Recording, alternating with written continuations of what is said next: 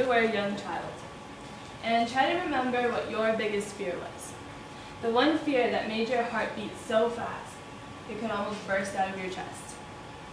The one fear that made your whole body shake uncontrollably to the point where you couldn't take it anymore. Now imagine having to live with that fear every single day of your life. Imagine being a child whose biggest fear is whether or not he's going to starve to death. Imagine being a child whose biggest fear is how many times he's going to get hit and if any bones will be broken. Imagine being the child who every day fears watching her mother walk out the door on her way to work because she knows as soon as mom leaves, the caretaker is going to come and sexually abuse her. Good morning, my name is Daisy Adas, and today I am here to talk to you all about the ongoing epidemic that is child abuse. Some of the main points we will be covering today include what child abuse is, the 3 most common types of child abuse in America, and also the impact that child abuse has on the victim. Alrighty, so what is child abuse? When you hear the term child abuse, what is the first thing that comes to your mind? Violence. Violence. Right, so according to John Philip Jenkins, author of Encyclopedia Britannica, child abuse is defined as the willful infliction of pain and suffering on a child through physical, sexual, or emotional mistreatment. Why is this important? Well, according to the Monique Burrs Foundation, every hour, 377 kids are abused. Every hour.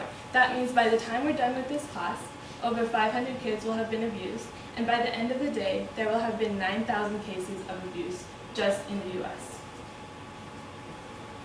Now let's talk about what the 3 most common types of child abuse are.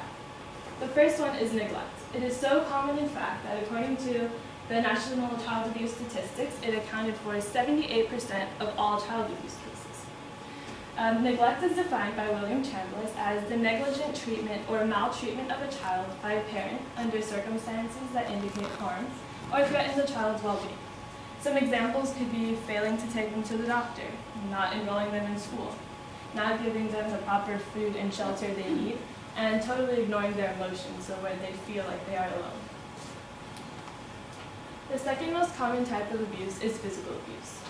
ChildWelfare.gov defines physical abuse as the non-accidental physical injury ranging from minor bruises to severe fractures as a result of punching, beating, kicking, biting, or burning. This is very common. The signs are very visible. And one form of physical abuse is shaken baby syndrome. And what that is when you pick up the infant and you shake them violently, and you do it time and time again to the point where the baby's brain swells up or they start bleeding internally, and they often do die from this. Have any of you read a book, A Child Called It? Heard of it. Yes, so if you've read it, you know that, it's a really sad book, and it's based on a true story on a child who is physically abused and neglected by his alcoholic mother. And it really takes you on a journey of what it's like to live in such a dark world. The third most common type of abuse is sexual abuse. It is defined as the use of a child for sexual gratification of an adult. Now, sexual abuse is not confined to the limitations of just rape. It can also be fondling, forcing the child to watch other sexual behaviors, and making them be involved in child pornography. Sexual abuse is not something that happens only one time. It does often happen time and time again, and the effects that it has on a person are really irreversible. Now that we know what the 3 types of child abuse are, let's talk about the impact. According to Crime and Criminal Behavior, child abuse can cause a child to have poor motor and language development, which means they're slower to speak and don't really know how to use their hands as well. They're also fearful of a hostile world. Because they live in a world where no one cares about them or everything bad happens to them, the brain becomes wired to think that everyone in the world is bad, so they don't trust people and they do become aggressive. Other impacts are low self-esteem as well as post-traumatic stress disorder and depression and anxiety. So today we talked about what child abuse is, and we also talked about the 3 most common types. So can anyone tell me what the 3 most common types are?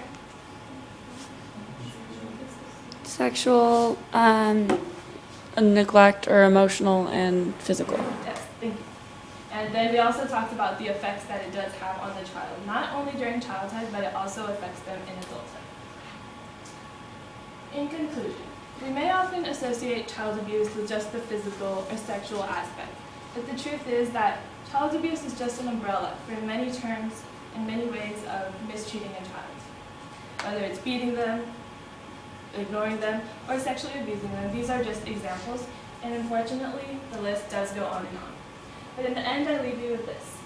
Like David Pelzer said, childhood should be carefree, playing in the sun, not a nightmare in the darkness of a soul. Thank you.